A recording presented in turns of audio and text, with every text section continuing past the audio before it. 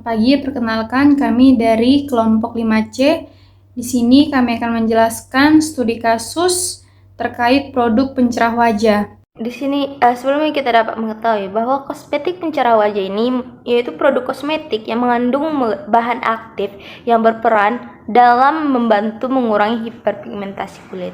Nah, mekanisme kerjanya itu di mana di sini dia menghambat enzim tirosinase sehingga mengurangi pembentukan melanin. Nah, pada penelitian ini digunakanlah kojic acid sebagai agen depigmentasi yang dapat menghambat enzim tirosinase dan membantu mencerahkan kulit. Adapun untuk kasus yang pertama, yaitu diambil dari jurnal yang berjudul The Stability Comparison of Whitening Cream and Containing Kojic Acid and Glycolic Acid with the Same Cream Base. Adapun permasalahan atau kasus yang ditemukan dalam jurnal ini yaitu formula krim menggunakan asam kojic 2% sebagai bahan aktif mengalami penurunan pH seiring bertambahnya waktu penyimpanan.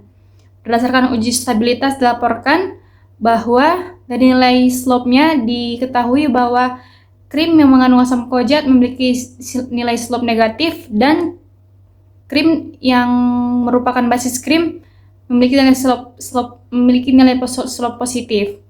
Nilai slope negatif tersebut menunjukkan bahwa pH krim mengalami penurunan selama masa penyimpanan. Sebaliknya, pada basis krim slope positif yang menunjukkan adanya peningkatan pH selama penyimpanan. Penurunan pH pada krim yang mengandung asam kojic selama masa penyimpanan menunjukkan bahwa stabilitas zat aktif tersebut relatif rendah dalam sistem formulasi krim. Asam kojic diketahui memiliki stabilitas yang sensitif terhadap kondisi lingkungan, terutama terhadap perubahan pH, cahaya, suhu, dan juga oksigen. Dan beberapa penelitian melaporkan bahwa asam kojic lebih stabil dalam kondisi pH yang sedikit asam dan dapat mengalami degradasi ketika pH formulasi berubah dari rentang stabilitasnya. Kemudian adapun perbaikan untuk formulasi tersebut yaitu dengan penambahan buffer citrat untuk menjaga kestabilan pH sediaan. Citric acid diketahui sering digunakan sebagai buffering agent dalam formulasi krim untuk mempertahankan pH yang sesuai dengan kulit. Penelitian sebelumnya melaporkan bahwa citric acid dapat digunakan sekitar 0,3% dalam formulasi krim untuk menjaga kestabilan pH sediaan. Selain itu, kombinasi citric acid dengan triethanolamine yang ada pada formula sering digunakan dalam formulasi krim untuk memperoleh pH sekitar 5 yang sesuai untuk sediaan topikal. Selanjutnya, untuk kasus kedua, kami menggunakan jurnal Formulation and Characterization of a Kinetically Stable Topical Nano-Emulsion Containing the Whitening Agent Kojic Acid. Di sini terdapat formulasi yang bermasalah karena konsentrasi twin 80-nya relatif lebih rendah sehingga kemampuan surfaktan untuk menurunkan tegangan antar muka antara fase minyak dan air tidak maksimal. Hal ini bisa menyebabkan pembentukan droplet nanoemulsi kurang optimal dan distribusi ukuran partikel kurang homogen, sehingga stabilitas sistem menjadi kurang baik. Oleh karena itu, diperlukanlah optimasi komposisi surfaktan untuk memperoleh nanoemulsi yang lebih stabil. Nah, pada formulasi yang sudah diperbaiki, konsentrasi twin 80-nya ditingkatkan sehingga rasio surfaktan terhadap air menjadi lebih tinggi.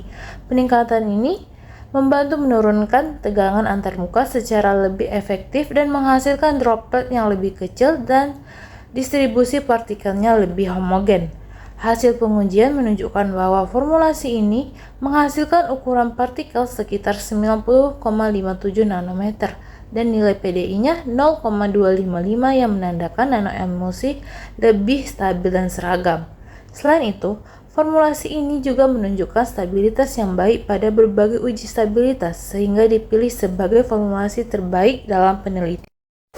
Nah, formula dapat dikatakan baik dan tidaknya dapat dilihat dari parameter yang diuji. Ada parameternya sebagai berikut, yaitu ukuran partikel, dispersi indeks, stabilitas emulsi, dan konsentrasi twin 80. Di mana dapat disimpulkan formula yang terbaik itu lebih baik karena ukuran partikel lebih kecil sehingga penetrasi dan stabilitas lebih baik, kemudian homogen dan lebih stabil, sehingga peningkatan surfaktan itu dapat membantu pembentukan droplet lebih kecil dan lebih stabil. Nah, selanjutnya untuk kasus ketiga kami ambil formulanya dari jurnal Formulation Strategy, Stability Issues, Safety and Efficiency Evaluations of Acacia KT2 Whitening Cream. Nah, permasalahan pada formulasi ini yaitu konsentrasi ester asesia KTCU dan titanium dioxide yang masih rendah, serta pada beberapa formulasi tidak menggunakan pengawet, sehingga efektivitas pencerah perlindungan UV dan stabilitas produk belum optimal. Untuk solusinya, dengan meningkatkan konsentrasi ekstrak asesia KTCU dan titanium dioxide serta menambahkan phenoxyethanol sebagai pengawet, sehingga stabilitas keamanan dan efektivitas krim pencerah menjadi lebih baik. Baik, sekian dari pemaparan kami. Apabila ada kata atau penyampaian yang kurang, kami mohon maaf. Wabillahi taufiq wal hidayah. Wassalamualaikum warahmatullahi wabarakatuh.